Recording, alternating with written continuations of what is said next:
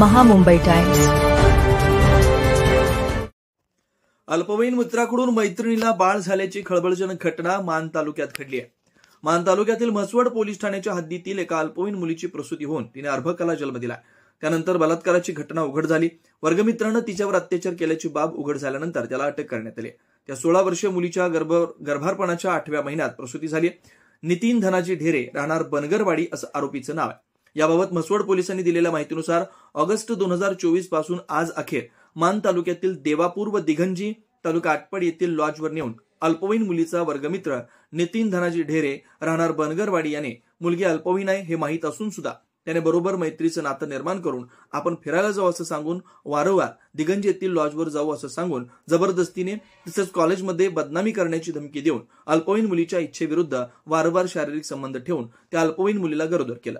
नुकताच त्या मुलीनं बाळाला जन्म दिला अशी तक्रार पीडित अल्पवयीन मुलीनं दिली आहे. सदर घटनेची दखल घेऊन म्हसवड पोलिसांनी आरोपी नितीन ढेरे यास अटक करून सत्र न्यायालय वडूज इथं पोलीस रिमांड करीत हजर केलं.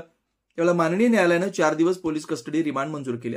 अधिक तपास म्हसवड पोलीस स्टेशनचे सहाय्यक पोलीस निरीक्षक अक्षय सोनवणे यांच्या मार्गदर्शनाखाली पोलीस उपनिरीक्षक अनिल वाघमोडे करतायत. महामुंबई टाइम्स.